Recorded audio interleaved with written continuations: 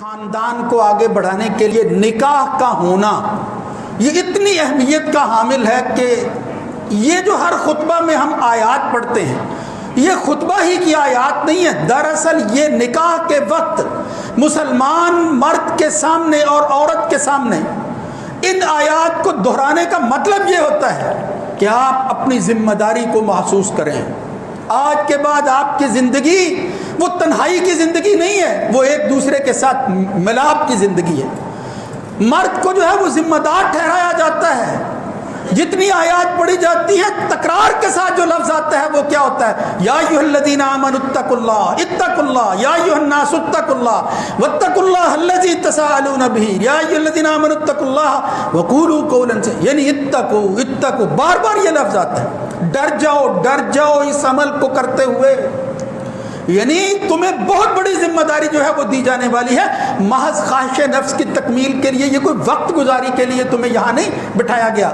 لوگوں کے سامنے جو ہے وہ آ کر تم اعلان کر رہے ہو کہ آج کے بعد میں اس ذمہ داری کو قبول کر رہا ہوں. عمر کے ایسے حصے میں پہنچنے کے بعد اب میں اپنے لیے نہیں کسی اور کے لیے بھی جیوں گا اور پھر ان کے حقوق ادا کر کے دکھاؤں. یہ مسلمان عہد کرتا ہے. بدقسمتی سے ہم جب یہ نکاح پڑھتے پڑھاتے ہیں اس وقت کھانے کی طرف زیادہ توجہ ہوتی ہے، حالانکہ اس پر باقاعدہ اس وقت یہ ساری آیات پڑھ کر اس کے اندر جو کچھ کہا گیا ہے اس کی تلقین کرنی چاہیے، بتانا چاہیے یہ ہو کیا رہا ہے، یہ کیا تبدیلی آنے والی ہے. اس لیے میرے بھائیوں سب سے پہلی بات تو یہ ہے کہ یہ ذمہ داری ہے، یہ کوئی کھیل نہیں ہے کہ نکاح جو ہے وہ ہو گیا. بدقسمتی سے بعد والی زندگی کے لیے اسلام نے جو اصول بتائے تھے اس کے مقابلہ میں وہ معاشرہ جس کا میں اکثر ذکر کرتا ہوں وہاں وہ اس حد تک پہنچ گئے ہیں. وہ کہتے ہیں کہ چونکہ ان کے ہاں کوئی خدا کا خوف، کوئی ذمہ داری کا احساس، وہ اس دنیا میں کیے ہوئے اعمال کی جواب دہی کا تصور وہ تو ہے نہیں، لہذا انہوں نے پھر ایک ایسا طریقہ نکالا جس کو سن کر گھن آتی ہے. وہ کہتے ہیں بعد والی زندگی کو بہتر بنانے کے لیے وقتی طور پر آپ ایسی مفاہمت آپس میں پیدا کریں. آج ہمارے معاشروں میں بھی اس کے اثرات ہیں. ایک دوسرے کو سمجھنے کی کوشش کرنی چاہیے. پہلے جو ہے وہ پوری تحقیق کرنی چاہیے، یعنی مرد اور عورت جو ہے سارے ان راستوں سے گزر جائیں جس کے بعد جو ہے خدا نہ خواستہ جو فیصلہ پھر جذبات کی روشنی میں وہ دونوں طے کرتے ہیں اس میں سوائے خرابی کے اور کچھ نہیں ہوتا. انہوں نے بھی یہ کیا، ایک نکاح کی صورت انہوں نے جو ہے وہ بنا لی. انہوں نے کہا نکاح سے پہلے اکٹھے رہنا شروع کر دو. جی کمیشنیٹ میرج اسے کہتے ہیں، یعنی عارضی آزمائشی نکاح. یہ چل آزمائشی نکاح یعنی آزمائش کے طور پر اکٹھے رہو. اگر تمہارا نباہ ہو جائے، تم سمجھو کہ اکٹھے رہ سکتے ہو تو پھر بعد میں نکاح کر لو، ورنہ بغیر جو ہے وہ اولاد پیدا کرنے کی آزمائش میں سے گزرو. اب آپ خود سمجھ سکتے ہیں کہ کیا اسلام کی تعلیمات، اسلام کا نظام ایسی خرابی، ایسی خباثت کی اجازت دے سکتا ہے؟ اس کے نقصانات جو ہیں وہ اخلاقیات کی تباہی، وہ عفت اور پاک دامنی کو جس طرح تار کر دیا جاتا ہے اس عمل کے ذریعے، اس کا تو تصور بھی مسلمان کم از کم نہیں کر سکتے. اس لیے یہ طریقہ نہیں ہے. جب وہ ذمہ داری نبھانے کے قابل ہو جائے سوچ سمجھ لے، پہلے اچھی طرح رشتے کی تلاش کر لے، لیکن پھر اس کے بعد وہ پابند کر لے اپنے آپ کو کہ ہاں میں نے جو کچھ اللہ اور اس کے رسول نے میرے بارے میں کہا تھا اب اس پر عمل کرنا ہے، کر کے دکھانا ہے، اور ایک ایسا معاشرہ اور ایسی مثال قائم کرنی ہے جس کو دیکھ کر لوگ کہیں کہ واقعتاً مسلم معاشرہ ایسا ہے کہ جس کے تحت جو ہے وہ انسان کو زندگی گزارنی چاہیے.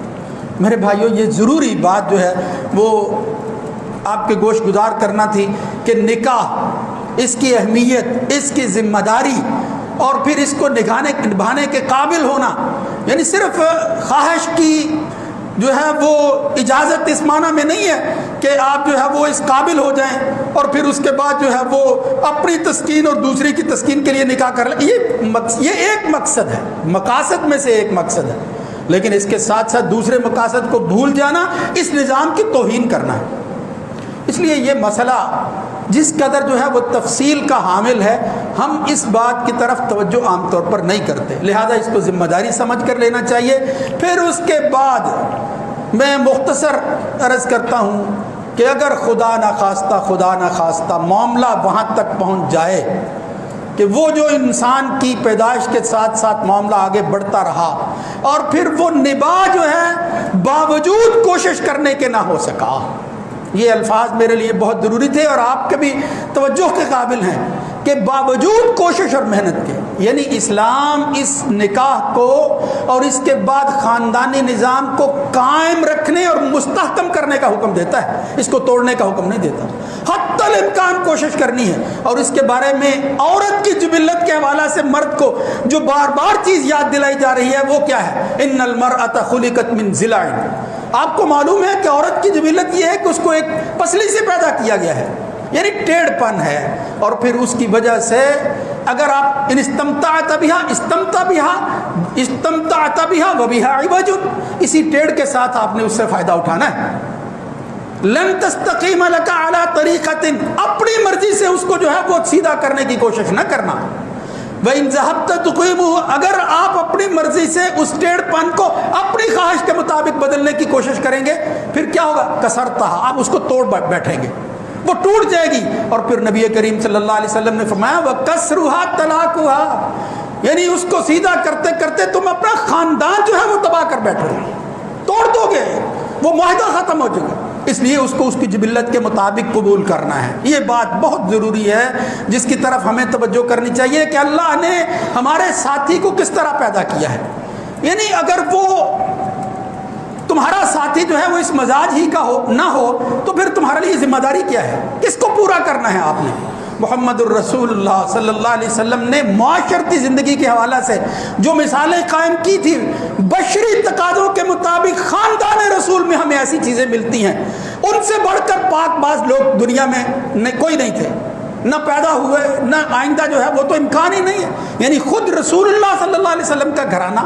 لیکن وہاں بھی معاملہ یہ ہو جاتا تھا، ایک حد تک معاملہ یہ ہوتا، بعض احادیث میں صحیح ترین روایات میں آتا ہے، جناب عائشہ رضی اللہ تعالیٰ عنہ سے حضور نے ایک دن کہا عائشہ مجھے پتہ چل جاتا ہے کہ تم بات کرتے ہوئے جو الفاظ استعمال کرتی ہو کہ کب میرے ساتھ تم راضی ہو اور کب میرے ساتھ ناراض ہو. یعنی کیا مطلب ہے؟ یہ عورت، یہ ہماری ماؤں میں سے ایک ماں کے بارے میں نبی کریم صلی اللہ علیہ وسلم فرماتے ہیں تو مجھ پر ناراض ہو جاتی ہے، بحیثیت بیوی تیرے اندر جو ہے وہ غصہ آ جاتا ہے. رسول اللہ صلی اللہ علیہ وسلم، آپ ذرا دیکھیں کس شخصیت کی بات ہو رہی ہے اور اللہ کے رسول کس طرح اظہار کر رہے ہیں. یہ نہیں کہہ رہے کہ تمہیں جرت کیسے ہوئی، توہین کر رہی ہے تو نبی کی نہیں. فرمایا خاندانی معاملات کے اندر تو میری پارٹنر ہے، میری بیوی ہے، میری زندگی کا حصہ ہے، لیکن میں تجھے پہچان لیتا ہوں کہ تو لفظ کیا استعمال کر رہی ہے. تو پوچھا حضرت عائشہ نے یا رسول اللہ کیا آپ محسوس کرتے ہیں؟ فرمایا جب تو خوش ہوتی ہے تو کہتی ہے لا ورب محمد، ایسی بات نہیں ہے محمد کے رب کی قسم ہے. لیکن جب تو ناراض ہوتی ہے تو کہتی ہے لا ورب ابراہیم، محمد کا نام نہیں لیتی، پھر تو ابراہیم کا نام لیتی. اور پھر ساتھ ہی کہا یا رسول اللہ ما احجرک الا اسمک، میں آپ سے جدائی اور علیحدگی تو اختیار نہیں کرتی سوائے نام کو چھوڑنے کی. یعنی اس سے کیا معلوم ہوا؟ یہ ساری چیزیں جو اس عورت کے اندر اللہ نے رکھی ہوئی ہیں وہ بڑے سے بڑے خاندان کے اندر، بڑے سے بڑے گھرانے میں بھی موجود ہیں. اس لیے آپ اس کی فطرت اور جبلت، خاص جبلت کو سمجھ کر اس کے مطابق فیصلہ کریں، اس کے مطابق آگے بڑھیں. جب اس کو اختیار کر کے آپ اپنی ذمہ داری کو نبھائیں گے اور پھر بغیر کسی وجہ کے، خدا نہ خواستہ بغیر کسی وجہ کے آپ اس کو تنگ کریں گے یا وہ تنگ ہوئے بغیر ایسا ماحول پیدا کر دیتی ہے جس میں وہ بغیر کسی اسباب کے، دونوں طرف معاملہ ہے، مرد ہو یا عورت، جو زیادتی کر کے اس خاندانی نظام کو ختم کرتا ہے. محمد الرسول اللہ صلی اللہ علیہ وآلہ وسلم نے فرمایا اس سے بڑا جہان میں گناہگار اور بدبخت کوئی نہیں ہے. یعنی کبیرہ گناہوں میں سے بڑا گناہ اور کبیرہ گناہ. فرمایا ان اعظم الذنوب عند اللہ رجل تزوج امرأة ثم قضى حاجته منها ثم طلقها وذهب بمهرها. اس سے بڑا کوئی گناہگار نہیں ہے کہ جو کسی سے نکاح کر کے اپنی حاجت کو پورا کر لیتا ہے، پھر جو ہے وہ کہتا ہے مطلب پورا ہو گیا اب طلاق دے دو، چھوڑ دو اس کو. یعنی یہ شغل بنا لیتا ہے، وہ پرواہ نہیں کرتا اس بات. اور پھر دوسری طرف کہا اگر کوئی عورت جو ہے ایوم امرأۃ سالت زوجہا، اگر کوئی اپنے خامد سے جو ہے وہ سوال کرتی ہے، کوئی خاتون فی غیر ما باس، وجہ کوئی بھی نہیں ہے، فحرام علیہ رائحۃ الجنہ، اللہ تعالیٰ پھر جنت کی خوشبو بھی اس عورت پر حرام کر دیتا اور پھر خود ساختہ۔ یہ آج کل ہمارے ہاں بہت زیادہ جو ہے وہ چیز بڑھ گئی ہے کہ بات بات پر جو ہے وہ خدا نخواستہ میاں بیوی جو ہے وہ علیحدگی کا سوچ لیتے ہیں، بیوی جو ہے وہ بھی بعض دفعہ زیادتی کرتی ہے۔ محمد الرسول اللہ صلی اللہ علیہ وسلم نے فرمایا المختلعات ہن المنافقات، میں نے آپشن دیا تھا، شریعت نے تمہارے لیے آسانی رکھی تھی کہ آخری صورت کے اندر جب کچھ بن نہ پڑے تو پھر جدائی جو ہے وہ ہونی چاہیے، اس کا بھی طریقہ کار ہے، اس جدائی سے پہلے کیا کیا کچھ کرنا ہے میں انشاءاللہ اس کی تفصیل جو ہے وہ بیان کروں گا۔